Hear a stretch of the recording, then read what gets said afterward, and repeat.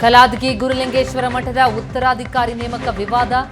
ಉತ್ತರಾಧಿಕಾರಿಯಾಗಿ ಗಂಗಾಧರ ಸ್ವಾಮೀಜಿ ಇರೋದಕ್ಕೆ ಬಿಡಲ್ಲ ಅಂತ ರಂಭಾಪುರಿ ಸ್ವಾಮೀಜಿ ವಿರುದ್ಧ ಕಲಾದಗಿಯ ಭಕ್ತರು ಆಕ್ರೋಶ ವ್ಯಕ್ತಪಡಿಸಿದ್ದಾರೆ.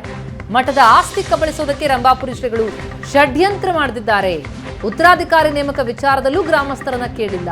ತಮ್ಮ ಸಂಬಂಧಿಯನ್ನ ಉತ್ತರಾಧಿಕಾರಿಯನ್ನಾಗಿ ನೇಮಿಸಿದ್ದಾರೆ. ವ್ಯಾಜ್ಯ ಕೋರ್ಟ್ನಲ್ಲಿದೆ. ಸದ್ಯಕ್ಕೆ ಉತ್ತರಾಧಿಕಾರಿ ನೇಮಕ ಬೇಡ. ನ್ಯಾಯ ಸಿಗೋವರೆಗೂ ಕೂಡ ಹೋರಾಟವನ್ನು ನಾವು ಮುಂದುವರಿಸ್ತೀವಿ ಅಂತಿದ್ದಾರೆ ಗ್ರಾಮದ ಭಕ್ತರು. ಸುವರ್ಣ ನ್ಯೂಸ್ಗೆ ಕಲಾದಗಿ ಮಠದ ಭಕ್ತರು ತಮ್ಮ ಅಭಿಪ್ರಾಯವನ್ನು ವ್ಯಕ್ತಪಡಿಸಿದ್ದಾರೆ.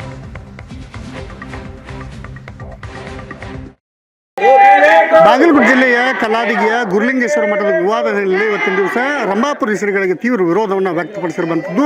ಇವುಗಳ ಮಧ್ಯೆ ಏನೊಂದು ಕಲಾದಗಿ ಗ್ರಾಮದಲ್ಲಿರ್ತಕ್ಕಂಥ ಗುರುಲಿಂಗೇಶ್ವರ ಮಠದ ಒಂದು ಚಿತ್ರಣ ನೋಡ್ಬೋದು. ಈಗಾಗಲೇ ದೃಶ್ಯವನ್ನು ಕೂಡ ನೋಡ್ತಾ ಇದ್ದಾರೆ. ಈಗಾಗಲೇ ಸಾಕಷ್ಟು ಜನರು ಕೂಡ ಏನಂತಂದ್ರೆ ಪ್ರತಿಭಟನೆಗೆ ಮುಂದಾಗಿರುವಂಥ ಒಂದು ದೃಶ್ಯವನ್ನು ಕೂಡ ನಾವಿಲ್ಲಿ ಕಾಣ್ತಾ ಇದ್ದೇವೆ. ಈಗ ಸ್ವತಃ ಏನಂತಂದ್ರೆ ಈ ಬಗ್ಗೆ ಮಾತನಾಡಲಿಕ್ಕೆ ಏನಂತಂದ್ರೆ ಇಲ್ಲಿ ಭಕ್ತರು ಕೂಡ ಇದ್ದಾರೆ. ಏನು ಯಾವುದಕ್ಕಾಗಿ ಅವರು ಮಾಡ್ತಾ ಇದ್ದಾರೆ ಪ್ರತಿಭಟನೆ ಅನ್ನುವಂಥದ್ದು ಕಣ ಸರ್ ಇವತ್ತು ಪ್ರತಿಭಟನೆ ಮಾಡ್ತಾ ಇದ್ದಾರೆ. ಮೂಲ ಉದ್ದೇಶ ಏನು?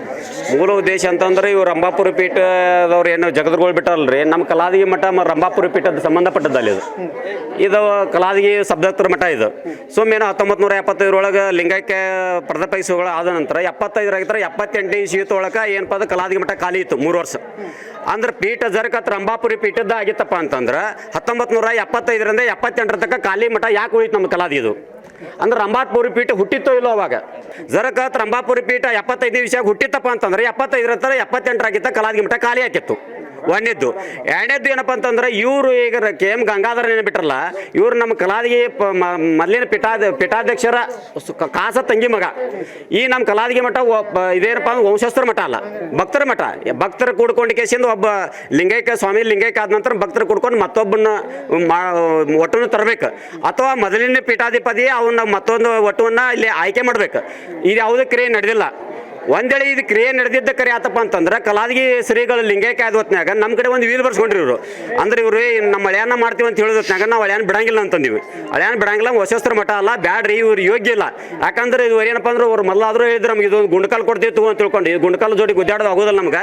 ಯಾಕಂದ್ರೆ ನಮ್ದು ಅಪಾರ ಆಸ್ತಿ ಐತಿ, ಮತ್ತು ಒಳ್ಳೆ ಏನಪ್ಪ ಅಂತಂದ್ರೆ ಇದೈತ್ರಿ, ಏನಪ್ಪ ಶಿಕ್ಷಣ ಸಂಸ್ಥೆ ಐತಿ, ದೊಡ್ಡ ಮಠ ಐತಿ. ಇಂಥ ಮಠಕ್ಕೆ ದೊಡ್ಡ ಒಂದು ಯೋಗ್ಯ ಅದು ಪೀಠಾಧಿಪತಿ ಬೇಕಾಗತ್ತೆ. ಅದಕ್ಕೆ ಬ್ಯಾಡ್ ಅಂತ ನೀವು ನಾವು ಆದ ಸದಕ್ಕೆ ಲಿಂಗೈಕ್ಯ ಆದ ಹೊತ್ನಾಗ ನಮ್ಮ ಚಂದ್ರಶೇಖರ ಸ್ವಾಮಿಗಳು ಲಿಂಗೈಕ್ಯ ಆದ ಹೊತ್ನಾಗ ಇವರು ಅವಾಗ ಕ್ಯಾನ್ಸಲ್ ಮಾಡಿದ್ರು. ಹಿಂಗೆ ಕಲಾದಗಿ ಅತಿ ಗಣ್ಯರು ಎಲ್ಲರೂ ಕೂಡಿಕೆಸಿಂದ ಒಂದು ವೀಲ್ ಬರೆದ್ರು. ಏನು ಬರೆದ್ರು?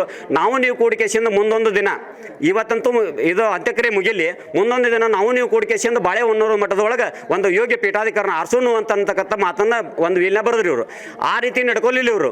ಮುಂದೇನು ಮಾಡಿದ್ರು? ಒಂದು ತಿಂಗಳು ಬಿಟ್ಕೇಸಿಂದ ಒಂದು ಉದಗಟ್ಟಿ ಗ್ರಾಮದ ಫಂಕ್ಷನ್ ಮಾಡ್ಕೇಸಿಂದ ನಮ್ಮ ಕಲಾದಗಿ ಮಠಕ್ಕೆ ಪೀಠಾಧಿಕಾರಿ ಮಾಡ್ತೀನಿ ಅಂತ ಅನೌನ್ಸ್ ಮಾಡಿದ್ರು. ಅನೌನ್ಸ್ ಮಾಡಿದ ಹೊತ್ತಿನ ಕಲಾದಗಿ ಅವ್ರು ನಾವು ರಂಭಾಪುರಿ ಪೀಠಕ್ಕೆ ಫೋನ್ ಹಚ್ಚಿದ್ವಿ. ಹಿಂಗ್ರಿ ಅಜ್ಜ ಅವ್ರು ಹಿಂಗೆ ಪೇಪರ್ ಬಂದೈತಿ, ಇದಕ್ಕೆ ಹೆಂಗ್ರಿ ಅಂತಂದಿವಿ. ಇಲ್ಲ ಅದನ್ನ ಮಾಡಬೇಕು, ನೀವು ಅದನ್ನ ಮಾಡ್ಬೇಕಂದ್ರೆ ಕಲಾದಿಗವ್ರು ನಾವು ನಮಗೆ ಬೇಕಾದ ಪೀಠಾಧಿಪತಿ ನೀವೆಲ್ಲರೂ ಸರ್ ನಾವು ಅದಕ್ಕೆ ಒಪ್ಕೊಳ್ಳಂಗಿಲ್ಲ ಅಂದೀವಿ. ಈಗ ಅವರು ಬರಬೇಕಾದದ್ದು ಉದಗಟ್ಟಿ ಗ್ರಾಮದೊಳಗೆ ಫಂಕ್ಷನ್ ಐತಂತ್ರಿ ಅವ್ರು, ಅದಕ್ಕೆ ಅವ್ರು ಬರಾಕತ್ತಾರ. ಆದ್ರೆ ಅವ್ರು ಏನು ಮಾಡತ್ತಾರ? ಉದಗಟ್ಟಿ ಒಳಗೆ ಫಂಕ್ಷನ್ ಮಾಡಲಿ, ಬ್ಯಾಡ ಅನ್ನಂಗಿಲ್ಲ. ಆದ್ರೆ ಅವ್ರು ಏನು ಮಾಡಕತ್ತಾರಪ್ಪ ಅಂತಂದ್ರೆ ಕಲಾದಿ ಒಳಗೆ ಧರ್ಮವನ್ನು ತುಳಿದು ನಡೀತಕ್ಕಂಥ ವ್ಯವಸ್ಥೆ ಮಾಡ್ಯಾರ ರಂಭಾಪುರಿ ಸ್ವಾಮಿಗಳು. ಈ ಕಲಾದಿಗೆ ಆಸ್ತಿಯನ್ನು ಹೊಡಿಬೇಕಂತ ತಿಳ್ಕೊಂಡು ಕೇಸಿಂದ ತಮ್ಮ ವಂಶಸ್ಥರ ಪೀಠಾಧಿಕಾರಿ ಮಾಡ್ಯಾರ. ಅದಕ್ಕೆ ನಮ್ಗೆ ಇರೋದೈತಿ.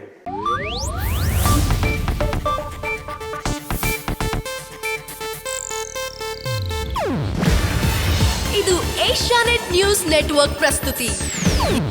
ನೀವು ನೋಡ್ತಿದ್ದೀರಾ ಏಷ್ಯಾನೆಟ್ ಸುವರ್ಣ ನ್ಯೂಸ್.